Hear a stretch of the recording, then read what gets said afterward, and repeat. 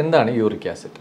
ചെറിയ രക്തക്കുഴലുകൾ എവിടെയൊക്കെയാണുള്ളത്? നമ്മുടെ ഹാർട്ടിലുണ്ട്, അതേപോലെ തന്നെ ബ്രെയിനിലുണ്ട്. അവിടെയൊക്കെ ഇത് അടിഞ്ഞുകൂടി ബ്ലോക്ക് ഉണ്ടാക്കി എന്ത് പറ്റും? സ്ട്രോക്ക്, അതേപോലെ തന്നെ ഹാർട്ടിന് ഉണ്ടാകുന്ന അറ്റാക്ക്. പിന്നെ ഡയബറ്റിസിന് ഒരു കാരണം പറയുന്നുണ്ട് യൂറിക് ആസിഡിന്. ഹൈപ്പർ ടെൻഷൻ, പ്രഷർ ഉണ്ടാക്കാൻ ഒരു കാരണം പറയാറുണ്ട്.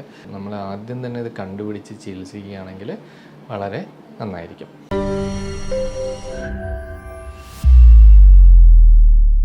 നമസ്കാരം, എൻ്റെ പേര് ഡോക്ടർ പ്രശാന്ത് ജെ എസ്. ഞാൻ ഫാത്തിമ ഹോസ്പിറ്റലിലെ ട്രോമ റീപ്ലേസ്മെൻറ്റ് ആൻഡ് ആർത്രോസ്കോപ്പി വിഭാഗം മേധാവിയാണ്. ഇന്ന് നമ്മളിവിടെ സംസാരിക്കാൻ പോകുന്ന വിഷയം യൂറിക് ആസിഡ്. യൂറിക് ആസിഡ് നിങ്ങൾക്കെല്ലാം അറിയാം. ഇപ്പോൾ യൂറിക് ആസിഡ് വളരെയധികം എല്ലാവർക്കും അറിയാവുന്ന ഒരു കാര്യമാണ്. യൂറിക് ആസിഡ് എന്താണ്? വേദന, എല്ലാവരും കാലുവേദന അല്ല അവിടെ ഇവിടെയൊക്കെ വേദന വരുമ്പോൾ പേഷ്യൻസ് തന്നെ യൂറിക് ആസിഡ് നോക്കിയിട്ട് നമ്മുടെ അടുത്ത് കൊണ്ട് വരാറുണ്ട്. അപ്പോൾ അത് യൂറിക് ആസിഡ് അങ്ങനെ ഒരു വേദന ഉണ്ടാക്കുന്ന ഒരു കാര്യം മാത്രമല്ല, അതിൽ കുറേ ഒളിഞ്ഞിരിക്കുന്ന വസ്തുതകളും കൂടെ ഉണ്ട്, അപകട സൂചനകളുണ്ട്. അതിനെക്കുറിച്ചൊക്കെ നമുക്ക് മനസ്സിലാക്കാം. അപ്പോൾ എന്താണ് യൂറിക് ആസിഡ്? നമ്മൾ മത്സ്യം, മാംസം, പരിപ്പ് വർഗ്ഗങ്ങളൊക്കെ കഴിക്കുമ്പോൾ നമ്മുടെ ശരീരത്തിൽ, രക്തത്തിൽ ഉണ്ടാകുന്ന ഒരു വസ്തുവാണ് യൂറിക് ആസിഡ്. അപ്പോൾ യൂറിക് ആസിഡ് നമ്മൾ സാധാരണ ഉണ്ടായിക്കഴിഞ്ഞാൽ എന്ത് ചെയ്യും? നമ്മളെ മലത്തിൽ കൂടെയും മൂത്രത്തിൽ കൂടെ അങ്ങ് പോയിക്കോളും. പക്ഷേ ഇത് അടിഞ്ഞുകൂടുന്ന ഒരവസ്ഥ വരുമ്പോഴാണ് ശരിക്കും പറഞ്ഞാൽ യൂറിക് ആസിഡിൻ്റെ ഒരു അപകടം ഉണ്ടാകുന്നത്. അപ്പോൾ പ്യൂരിൻസ് എന്ന് പറയുന്ന ഒരു രക്തത്തിലെ വസ്തു വിഘടിച്ച് മെറ്റബോളൈസ് ചെയ്തുണ്ടാകുന്ന ഒരു വസ്തുവാണ് യൂറിക് ആസിഡ്.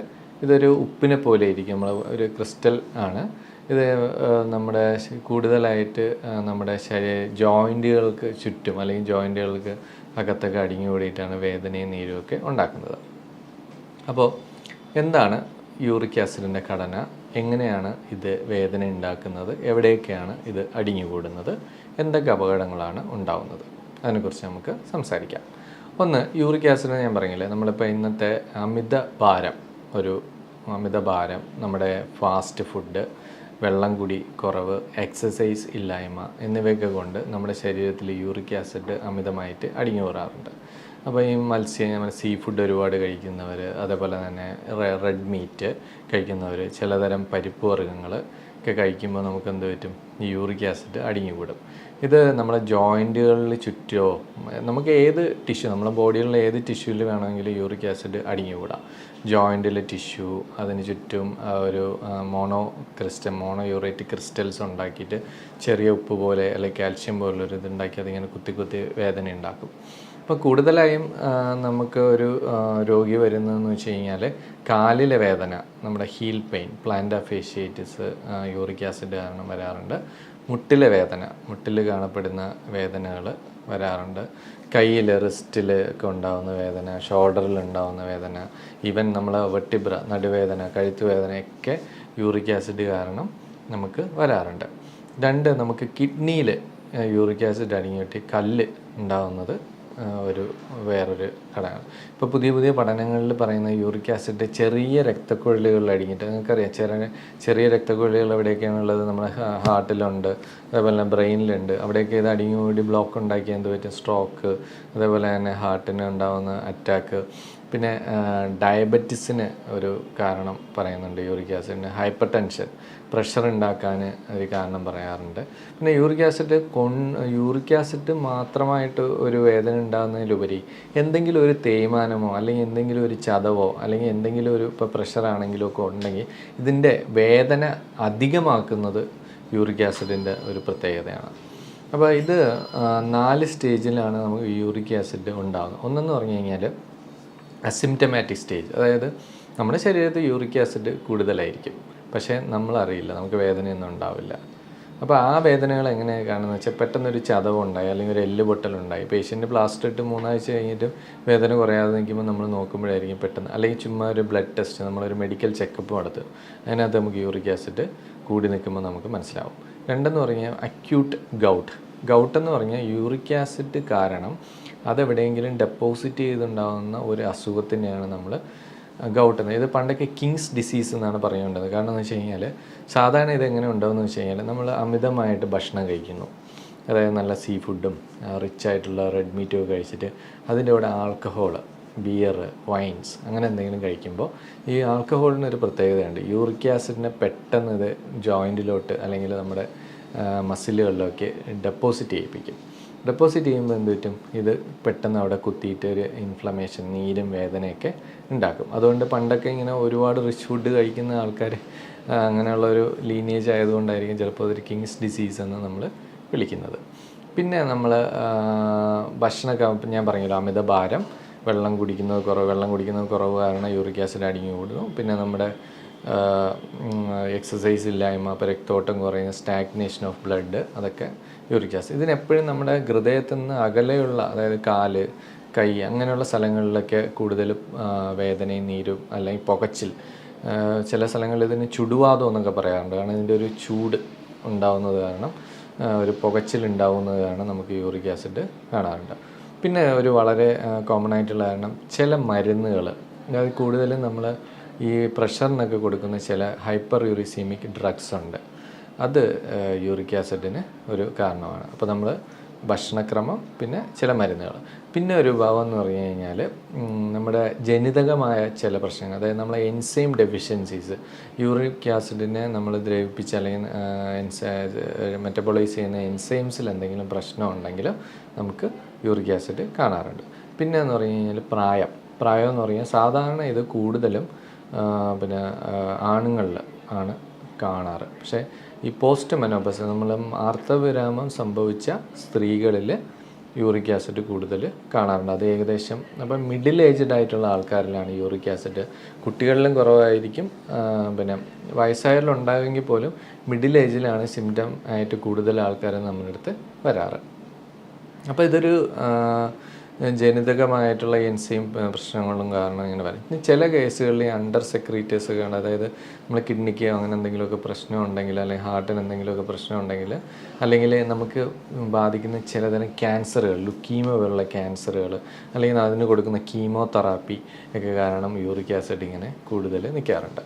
അപ്പോൾ യൂറിക് ആസിഡ് കൂടുതലായി കഴിഞ്ഞാൽ അതിന് നമുക്ക് മൂന്ന് ഫേസ് ഉണ്ട്. ഒന്ന് അക്യൂട്ട് അറ്റാക്ക്, പെട്ടെന്ന് പേഷ്യൻ്റ് ഭയങ്കര സിവിയർ ആയിട്ടുള്ള പെയിൻ ആയിരിക്കും, പിന്നെ ഭയങ്കര വേദനയായിട്ട് നിലവിളിച്ച് പേഷ്യൻ്റ് വരും. അതിനാണ് അക്യൂട്ട് ഗൗട്ടി അറ്റാക്ക് എന്ന് പറയുന്നത്.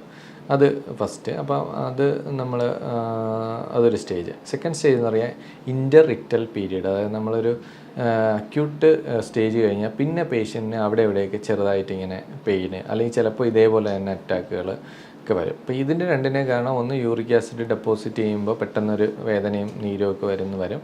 രണ്ട്, യൂറിക് ആസിഡ് കുറേ നാൾ ഇങ്ങനെ ഡെപ്പോസിറ്റ് ചെയ്ത് കഴിഞ്ഞാൽ ടോഫി എന്ന് പറയുന്നൊരു സാധനം, ടോഫി എന്ന് പറയുന്ന ഒരു കാൽസ്യം ഡെപ്പോസിറ്റ് പോലൊരു ഇതാണ്, ഒരു കല്ല് പോലെ ഇങ്ങനെ നമ്മുടെ ജോയിൻറ്റിനകത്തും മസിലിലും ഒക്കെ ഇങ്ങനെ ഡെപ്പോസിറ്റ് ചെയ്തിട്ട് വേദന, നീര് ഇങ്ങനെ പൊങ്ങി, ഒരു സ്വെല്ലിങ് പോലെ, ഒരു ട്യൂമർ പോലെ ഇങ്ങനെ പൊങ്ങി വരുന്ന ടോഫി. അപ്പോൾ അതൊക്കെ ക്രോണിക് ഗൗട്ടിൻ്റെ ഒരു ലക്ഷണമാണത്. അപ്പോൾ ഇതാകുമ്പോൾ ഇങ്ങനെ ഇടയ്ക്കിടയ്ക്ക് വേദന, നീരൊക്കെ വരും. ഇനി ചില പേഷ്യൻസിനെ നമ്മൾ ലേബിൾ ചെയ്യും, തേയ്മാനമാണെന്ന് ലേബിൾ ചെയ്യും. പക്ഷേ പേഷ്യൻ്റ് വരുമ്പോൾ നമ്മൾ എക്സ്റേ എടുത്ത് നോക്കുമ്പോൾ എന്ത് പറ്റും, ചെറിയ ടോഫിയുടെ ഇതിൻ്റെ ഈ കാർട്ടിലേജിൻ്റെ അംശം കാണുമ്പോൾ പിന്നെ യൂറിക് ആസിഡ് നോക്കുമ്പോഴാണ് ഈ പേഷ്യൻ്റ് യൂറിക് ആസിഡ് ഉണ്ട് എന്ന് പറയുന്നത്. അപ്പോൾ അത് അമിതമായ വേദനയായിരിക്കും, സാധാരണ തേയ്മാനത്തിൻ്റെ വേദന ആയിരിക്കില്ല, നല്ല വേദനയായിരിക്കും. അപ്പോൾ യൂറിക് ആസിഡ് കണ്ടുപിടിച്ച് ചികിത്സിച്ചില്ലെങ്കിൽ പെട്ടെന്ന് തന്നെ പേഷ്യൻറ്റിന് അത് തേഞ്ഞു പോവുകയും അമിതമായ വേദന, രാത്രി വേദന, നടക്കുമ്പോൾ വേദനയൊക്കെ ഉള്ള ഒരുപാട് വേദനകൾ കാണാറുണ്ട്. ഇത് ഏറ്റവും കൂടുതൽ ബാധിക്കുന്നത് നമ്മളെ തള്ളവിരലിനെ, നമ്മുടെ കാലിലെ തള്ളവിരലിനെയാണ് നമ്മൾ ഏറ്റവും കൂടുതൽ ഇത് ബാധിക്കുന്നത്. കാരണം അവിടെ തണുപ്പുള്ള ഒരവസ്ഥയിൽ ഇത് കൂടുതൽ ഡെപ്പോസിറ്റ് ചെയ്യും. അതുപോലെ തന്നെ ഞാൻ നേരത്തെ പറഞ്ഞില്ലേ, നമ്മുടെ ബിയറാണ് ഏറ്റവും പ്രശ്നം. പിന്നെ അത് കഴിഞ്ഞാൽ ബാക്കിയുള്ള ആൽക്കഹോൾസും പ്രശ്നം തന്നെയാണ്. അപ്പം ബിയറും ഒരു പ്രശ്നം. പിന്നെ നമ്മളിതിൻ്റെ ട്രീറ്റ്മെൻറ്റ് നമ്മൾ പേഷ്യൻറ്റിന് ഇതിൻ്റെ സീരിയസ്നെസ് ഒന്ന് എഡ്യൂക്കേറ്റ് ചെയ്യുന്നതിലാണ് ഏറ്റവും വലിയ കാര്യം. അപ്പോൾ ഫസ്റ്റ് പേഷ്യൻറ്റ് ചെയ്യേണ്ട കാര്യങ്ങൾ, സെക്കൻഡ് നമ്മുടെ മരുന്നുകൾ, മൂന്നെന്ന് പറഞ്ഞാൽ എക്സസൈസ്. അങ്ങനെ 3 കാര്യങ്ങൾ നമ്മൾ ചെയ്യണം. പേഷ്യൻ്റ് സീ ഫുഡുകൾ ഒഴിവാക്കുക. സീ ഫുഡുകൾ ഒരുപാട് എന്ന് വെച്ചാൽ പ്രധാനമായിട്ട് വലിയ മത്സ്യങ്ങൾ, നെത്തോലി, ചൂട് പോലുള്ള മത്സ്യങ്ങളൊക്കെ കഴിക്കുന്നതുകൊണ്ട് വലിയ കുഴപ്പമില്ല. പക്ഷേ വലിയ മത്സ്യങ്ങളെല്ലാം നമ്മൾ ഒഴിവാക്കുക. 2, റെഡ് മീറ്റ്, ബീഫ്, ആട് പോലുള്ള ലിവർ അങ്ങനെയുള്ള സാധനങ്ങളൊക്കെ ഹൈ പ്യൂരിൻ കണ്ടൻസ് ഉള്ളതാണ്, അത് ഒഴിവാക്കണം. ചിക്കൻ വല്ലപ്പോഴും കഴിക്കാം. പിന്നെ സ്കിംഡ് മിൽക്ക് കഴിക്കാം, ഡയറി പ്രൊഡക്ട്സിൽ സ്കിംഡ് മിൽക്ക് കുഴപ്പമില്ല. പിന്നെ പരിപ്പ് വർഗ്ഗങ്ങൾ നമ്മൾ ഒഴിവാക്കാൻ പറ്റുന്നിടത്തോളം ഒഴിവാക്കുക എന്നുള്ളതാണ് യൂറിക് ആസിഡിൽ ശ്രദ്ധിക്കേണ്ടത്. 2, അമിതഭാരം വരുമ്പോഴത്തേക്ക് യൂറിക് ആസിഡ് കൂടുമ്പോൾ വെയിറ്റ് കുറച്ച് വയ്ക്കുക. 3 വെള്ളം കുടിക്കുക, നല്ലവണ്ണം വെള്ളം കുടിക്കണം. വെള്ളം കുടിക്കുമ്പോഴത്തേക്ക് യൂറിക് ആസിഡ് അത് പോയി കിഡ്നിയിൽ കല്ലൊന്നും ഉണ്ടാവാതെ ശ്രദ്ധിക്കാൻ പറ്റും.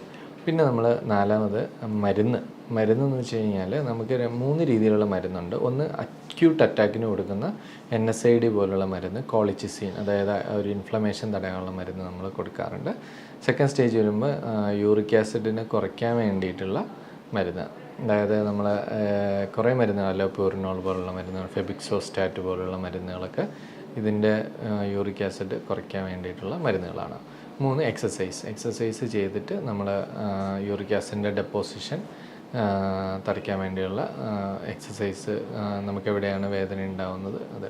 ഇനി നമ്മൾ ഏറ്റവും പ്രത്യേകിച്ച് ശ്രദ്ധിക്കുകയെന്ന് വെച്ചാൽ, ചില പേഷ്യൻസിൽ നമ്മളിപ്പം മിക്ക പേഷ്യൻസ് നമ്മുടെ അടുത്ത് വരുമ്പോൾ ഈ അസുഖം യൂറിക് ആസിഡ് ആണെന്ന് കണ്ടുപിടിക്കില്ല. പേഷ്യൻറ്റിനെ തേയ്മാനം എന്ന് പറഞ്ഞ് ഇങ്ങനെ ചികിത്സിച്ചുകൊണ്ടിരിക്കുകയായിരിക്കും. അപ്പം പേഷ്യൻ്റ് വന്ന് നമ്മൾ യൂറിക് ആസിഡിനെ കണ്ടുപിടിക്കുകയും യൂറിക് ആസിഡിൻ്റെ മരുന്ന് കൊടുക്കുകയും വേദന പറയാം. പക്ഷേ യൂറിക് ആസിഡ് മൂലം ക്രോണിക്സിറ്റി, അതായത് ഒരു തേയ്മാനം ആവുകയോ പിന്നെ ടോഫി പോലുള്ള ഡെപ്പോസിഷൻ ഉണ്ടായിക്കഴിഞ്ഞാൽ പിന്നെ അതൊരു തേയ്മാനം പോലെ തന്നെ നമ്മൾ ചികിത്സിക്കേണ്ടത്. നമ്മൾ യൂറിക് ആസിഡ് കുറഞ്ഞെന്നും പറഞ്ഞാൽ വേദന കുറയണമെന്നില്ല. അപ്പോൾ നമ്മൾ early diagnosis is very important. നമ്മൾ ആദ്യം തന്നെ ഇത് കണ്ടുപിടിച്ച് ചികിത്സിക്കുകയാണെങ്കിൽ വളരെ നന്നായിരിക്കും. അപ്പോൾ നിങ്ങൾക്ക് ഇപ്പം കുറച്ച് കാര്യങ്ങൾ മനസ്സിലായല്ലോ. എല്ലാ അസുഖത്തിനും ഏറ്റവും കൂടുതൽ വേണ്ടത് എന്തൊക്കെയാണ്? Healthy life style. അതായത് നമ്മൾ നന്നായിട്ട് എക്സസൈസ് ചെയ്യുക, വെള്ളം നന്നായിട്ട് കുടിക്കുക, നല്ല ഫുഡ്, ഫാസ്റ്റ് ഫുഡുകൾ ഒഴിവാക്കി നല്ല ഫ്രൂട്ട്സൊക്കെ ഉൾപ്പെടുത്തി ജലാംശം കൂടുതൽ ഉള്ള ഇതെല്ലാം കഴിച്ച് ഹെൽത്തി ആയിട്ട് എക്സസൈസുകൾ ചെയ്യുക.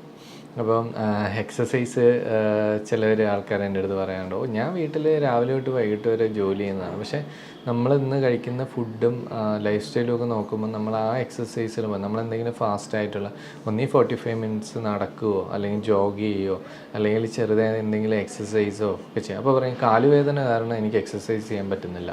കാലുവേദന കാലുകൊണ്ടുള്ള എക്സസൈസുകൾ അല്ലല്ലോ, പല എക്സസൈസുകളുണ്ട്. നമുക്ക് കൈ കൊണ്ട് ചെയ്യാനുള്ള എക്സസൈസ്, കിടന്നിട്ട് ചെയ്യുന്ന എക്സസൈസ് ഉണ്ട്. പിന്നെ ഇപ്പോൾ സ്വിമ്മിങ് ഇപ്പോൾ ഒരു നല്ല എക്സസൈസാണ്. അപ്പോൾ നമ്മൾ ഇപ്പോൾ സൈക്ലിങ് ഇപ്പോൾ പുതുതായിട്ട് വരുന്നുണ്ട് എക്സസൈസുകൾ. അപ്പോൾ അങ്ങനെയുള്ള നമുക്ക് കാല് നിലത്തൂന്നി ചെയ്യാൻ പറ്റാത്ത കുറേ എക്സസൈസ് വെറൈറ്റീസ് ഇപ്പോൾ വരുന്നുണ്ട്. അതൊക്കെ നമ്മൾ ഒരു ഫിസിയോ ട്രെയിനറും അതായത് ഡോക്ടറുടെ നിർദ്ദേശപ്രകാരം നമുക്ക് ചെയ്യാൻ പറ്റും. അപ്പോൾ ഇത്രയൊക്കെയാണ് എനിക്ക് യൂറിക് ആസിഡിനെ കുറിച്ച് പറയാനുള്ളത്. അടുത്ത പ്രാവശ്യം വീണ്ടും ഒരു ടോപ്പിക്കുമായിട്ട് വരാം. നമസ്കാരം.